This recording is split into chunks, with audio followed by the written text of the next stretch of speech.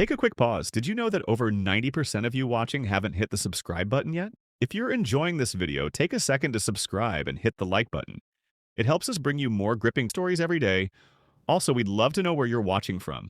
Drop your city in the comments so we can see how far our stories are reaching. Your support really keeps us going. Now, let's jump back into the video. The morning light filtered through sheer curtains, soft and golden, casting elongated shadows on the dining table.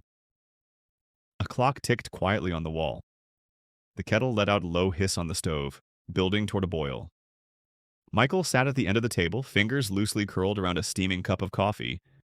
His face was pale, still creased from sleep. He wore an old gray t-shirt, slightly wrinkled. The silence in the room wasn't comfortable, it was heavy, like an omen. Claire stood by the window in a silk robe, barely tied at the waist. Her blonde hair was smooth, tucked neatly behind her ears. She looked out into the street, then glanced over her shoulder at him. There was no warmth in her eyes. He noticed. Of course he did. Claire turned fully now, walking calmly toward the table. She moved like a woman who had already made up her mind about something important, something irreversible. She sat across from him, folded her arms and tilted her head. "You didn't sleep much," she said flatly. Michael's eyes flicked to her, then back to the steam rising from his coffee. "Neither did you." Her lips curled into something that could have been mistaken for a smile if it hadn't felt so empty. "I was thinking." He nodded slowly, unsure of where this was going, but already dreading it. Claire reached for her own cup of tea. The spoon clinked gently against the porcelain. She stirred without looking at him. "I need to tell you something." Michael froze, his heartbeat quickened, though he wasn't sure why yet. Maybe it was her tone, too calm, too rehearsed. She didn't wait for permission. "I'm seeing someone." The air shifted. Michael blinked. "What?" Claire set her spoon down deliberately. "I said I'm seeing someone. It's not a phase. It's not a one-time thing. It's been going on for 6 months." He stared at her, unmoving. He couldn't tell if he hadn't understood or if his mind was just refusing to process what she'd said. "His name is Daniel," she continued. "He's my boss." Michael's jaw clenched. Claire leaned back in her chair, watching him. Her voice didn't shake. Her fingers didn't tremble. She wasn't sorry. She was stating facts. "He's married, too," she added, "but that's coming to an end." Michael's voice was a whisper when it finally came. "You're leaving me?" "No." She took a sip of her tea. "That's not what I said." A silence followed, but it wasn't a pause, it was a void.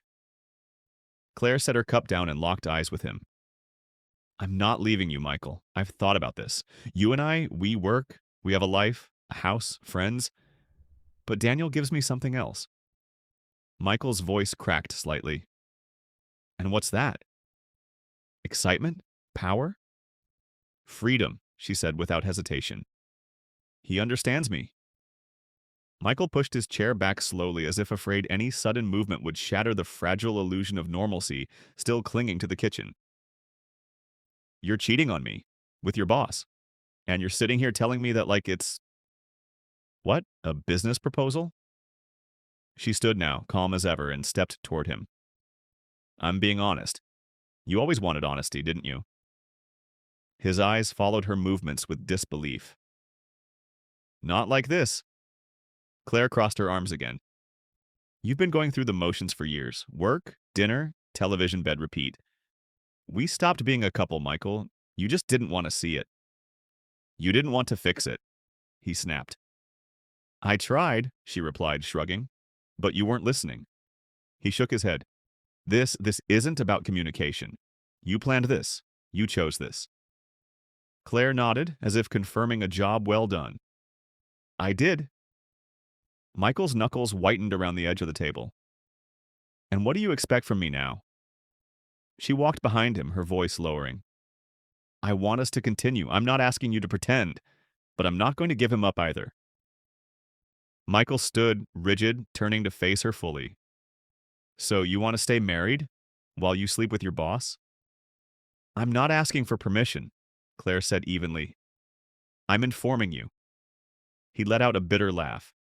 This isn't a marriage, Claire. This is theater. You want me to play the role of the husband while you play mistress behind the curtain? No, she said softly. I want you to adapt. Grow up. Life isn't black and white. Michael's face turned red with fury now, but his voice stayed eerily low. You think this makes you enlightened? You're just dressing up betrayal in poetic language. Claire's expression didn't change. I'm giving you a choice. Stay. Keep the life we've built. Or go. And lose it all. He stepped back, stunned. You're threatening me. She didn't flinch. Number, I'm giving you a reality check. The room was thick with tension. Outside, a car door slammed, but neither of them looked. Michael's lips parted, then closed again. His breathing was shallow. His entire world had just tilted. And Claire stood there, still, composed, merciless. She walked to the sink, rinsed her cup, and set it in the drying rack. You always said you hated drama. Consider this the alternative. Michael's voice, when it came, was colder now. And what happens when Daniel decides he wants more than just a fling? She looked at him over her shoulder. He already does. We're in love. The words landed like a punch. Michael inhaled sharply. But I'm not giving up the stability I have here, Claire added.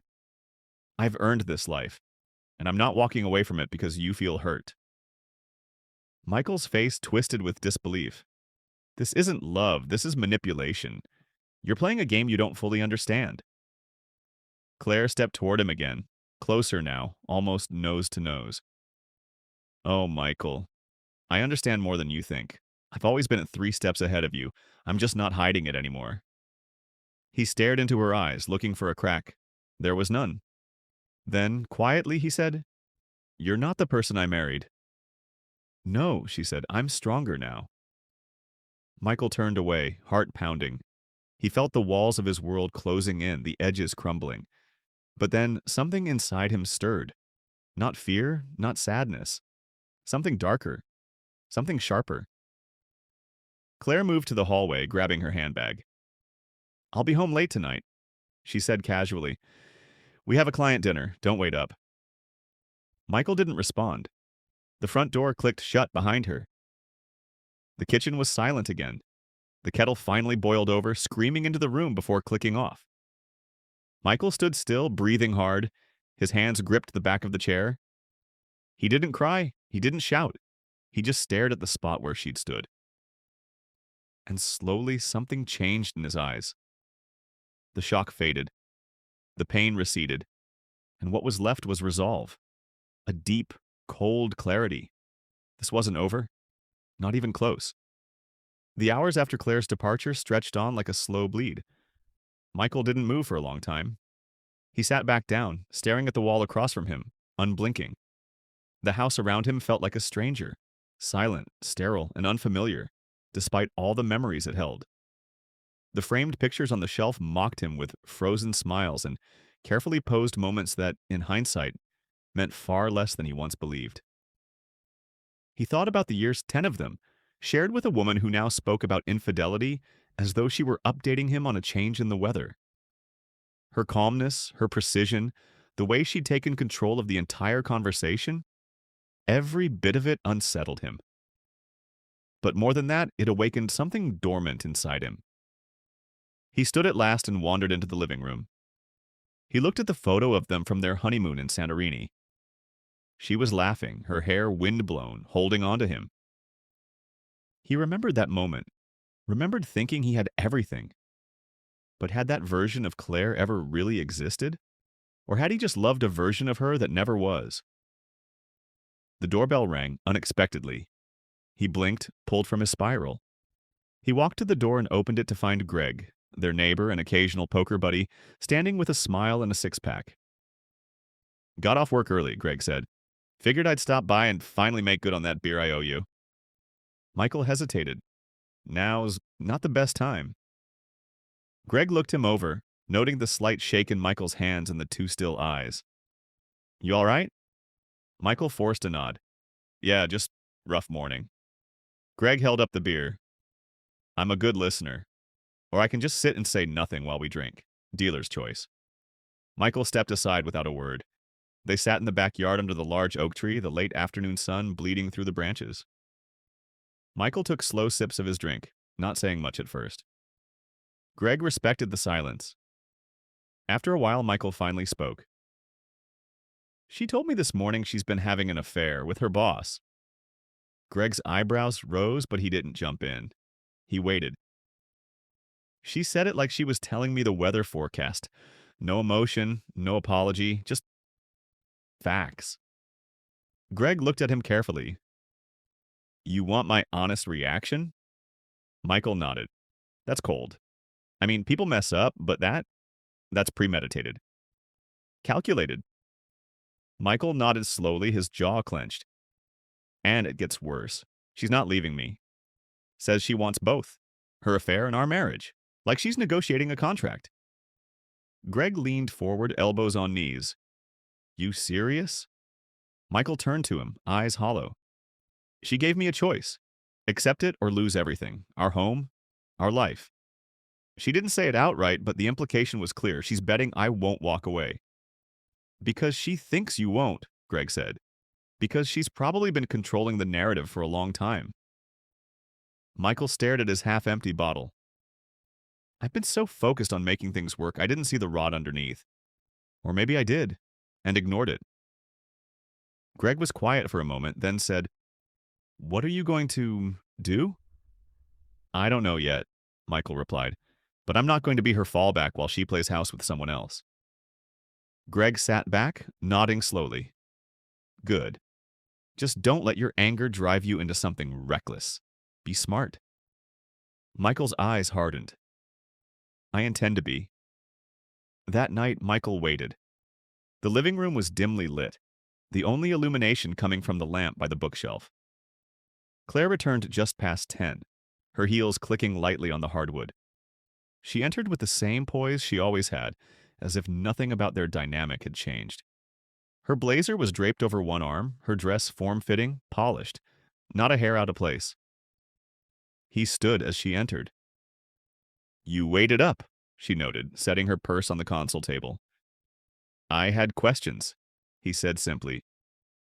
She sighed lightly, brushing a strand of hair from her cheek. Michael, we've already talked. I said what I needed to say. And I listened, he said.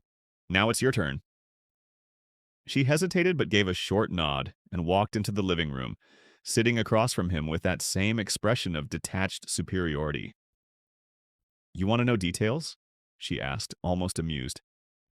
Would that help you make peace with it? I want to know why, he said. She tilted her head. I already told you why. No, he replied, leaning forward. You told me what you felt, but I want the truth, not the dressed-up version. Claire looked at him for a long moment, then shrugged. Fine, you want raw? Here it is. I felt invisible. You were always working, distracted, somewhere else emotionally. Daniel saw me. He listened. He made me feel wanted again. Michael's face remained unreadable. I didn't set out to cheat. But once it happened, I realized how dead our marriage had become. And I stopped feeling guilty. Because he reminded me who I used to be. So instead of confronting the issue, you let it rot until you had an excuse to escape, he said. She bristled. That's not fair. No, he said, rising. What's not fair is being blindsided in your own home and told your spouse is rewriting the rules unilaterally.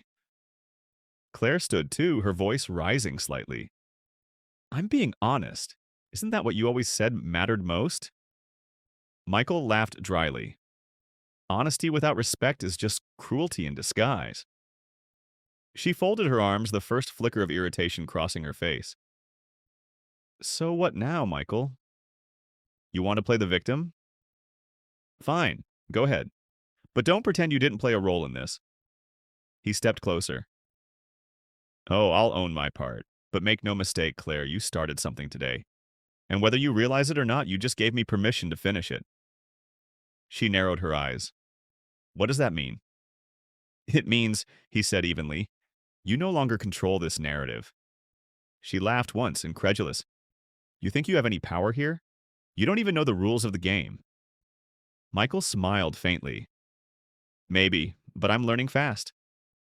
He turned and walked away, leaving her standing in the middle of the room, a small crease forming between her brows. It was the first time all day she looked unsettled. Upstairs, Michael sat at his desk and opened his laptop.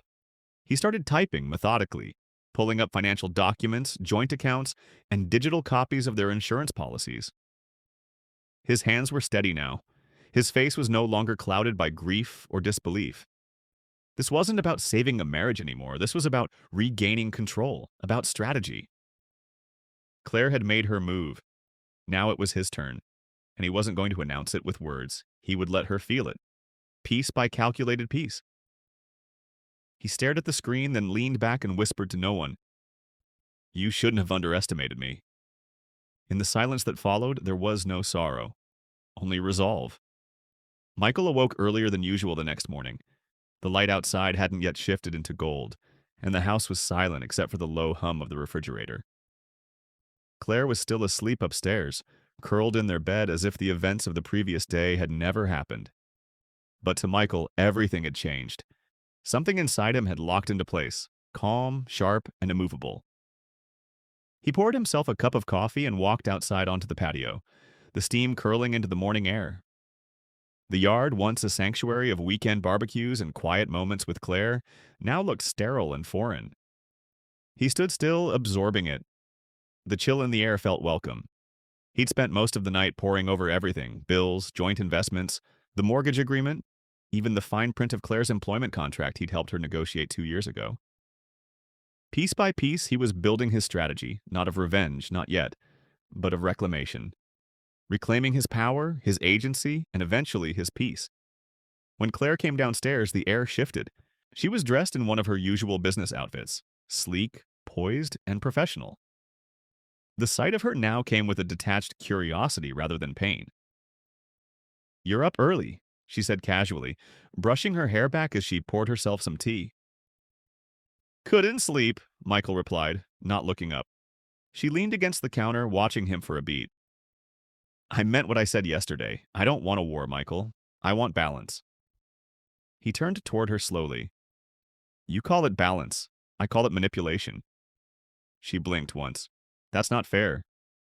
"No," he said, his voice steady. "What's not fair is standing in front of someone you claim to love and offering them half of a partnership while giving the other half to someone else." Claire straightened. "I told you I still want this marriage, but I won't pretend anymore. I won't apologize for choosing happiness. And I won't pretend that what you're asking is reasonable," he replied. "You don't get to redefine loyalty just because it no longer suits you." There was a long silence between them. The clock ticked in the background. She finally set her mug down. "Are you going to leave?" Michael held her gaze. "Not yet." "Then what?" He stepped closer. "Then I watch. I listen. I prepare." Her eyes narrowed slightly. "You think you're going to trap me?" "I don't need to trap you, Claire," he said quietly. "You're already standing in the open." She scoffed as if amused, but there was a tightness around her eyes.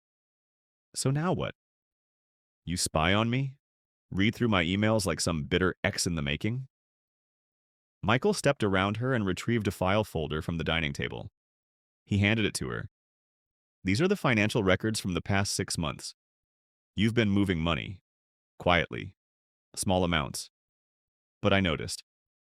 She flipped open the folder, brows furrowing slightly. "I did it for security in case things didn't work out." "You did it before you told me the truth," he said. "That wasn't caution. That was intent." She closed the folder. "You're being dramatic." "No, Claire," he said. "You're being strategic. I'm just catching up." She stood straighter, defensive. "So, what's the plan, Michael? You gather evidence, build a case, then walk away with your pride intact?" He leaned in, lowering his voice. "You said this was a game. I never agreed to play it. But now I'm not just playing. I'm rewriting the rules." Claire stared at him, and for the first time since her confession, she didn't have a ready answer. He didn't wait for one. He turned and walked out, letting the door shut gently behind him. At the law office where he worked, Michael kept to himself that day. But during lunch, he stepped out and made a quiet visit to a private investigator's office. "I don't want dirt," he told the woman across the desk. "I want patterns, meetings, evidence that shows a timeline, who knew what and when." The investigator, a composed woman in her 50s, gave a nod. "Discreet surveillance?" "Yes, and I want digital tracking too. Emails, calendar logs. But I want it clean. Legal? You're planning a confrontation?" "Eventually," he said, "but not until I understand exactly what kind of person I'm married to." When he returned home that evening, Claire was already there, sitting in the living room with a glass of wine and a calm smile. It was eerie how normal she tried to make everything feel. "You didn't text me all day," she said lightly. "I had work," he replied simply, hanging up his coat. "I thought we could talk. Set some ground rules if this is really going to be our arrangement." Michael sat down across from her, folding his hands. "All right, what rules?" "No questions about where I go. No surveillance, no emotional blackmail. We keep up appearances publicly for friends, family, work events, and we remain respectful." He didn't respond immediately. "You get your space, I get mine," she continued. "And no threats. If this isn't something you can live with, I understand. But if you choose to stay, you accept the terms." He studied her. "I'm not staying because I accept the terms," he said finally. "I'm staying because I need to understand the full extent of what you've become." Claire's face shifted. Just a flicker. A crack in her polished mask. "You think I'm some kind of villain?" she asked. "No," Michael said. "I think you're a person who's hidden behind charm and confidence so long you've forgotten what integrity looks like." She didn't speak. "I loved you, Claire. Truly. Deeply. And maybe that was my mistake. Because I gave too much credit to a version of you that doesn't exist anymore. Maybe never did." The silence between them was heavy, but for the first time, Michael wasn't the one who looked lost in it. She set her glass down, her posture rigid. "You're making this very difficult." "No," he said calmly. "You already did that. I'm just refusing to make it easier for you." Claire stood and walked upstairs without another word. Michael remained on the couch, his mind churning. He knew now what he needed to do. Over the next 2 weeks, Michael began to transform. Not outwardly, he still showed up at work, still made coffee in the mornings, still smiled at neighbors. But inwardly, he was reshaping the battlefield. He collected, watched, tracked. Claire grew bolder, assuming his silence meant compliance. She stopped hiding her late returns, even left texts open on her phone. She had mistaken his quiet for surrender. One evening, she came home with a new necklace. "Daniel gave it to me," she said, tone casual. "He said it reminded him of me." Michael stared at it, then met her gaze. "It suits you. Expensive, beautiful, and slightly suffocating." She looked confused. "What?" He stepped forward, lowering his voice. "He's not giving you gifts, Claire. He's branding you." She blinked, thrown off. "That's not—" "But maybe that's what you want," he continued. "To belong to someone. Not just be loved, but claimed. Because then you don't have to be accountable." She turned away, suddenly agitated. "You're twisting this." "No," Michael said, stepping past her. "I'm finally seeing it clearly." That night, he reviewed the latest report from the investigator. Meetings, messages, even details of the financial accounts Claire and Daniel had started merging under false names. She wasn't just playing a personal game, she was building an escape route. But now he had enough. Enough to make choices, and this time, he wouldn't confront her with words. He would let his silence move the chessboard. Weeks later, Claire would come home to find Michael gone. His belongings removed, the bank accounts frozen, the house title transferred in legal motion, her access revoked. A quiet move. No drama, no screaming, just precision, just consequence. In the end, Claire had mistaken his love for weakness.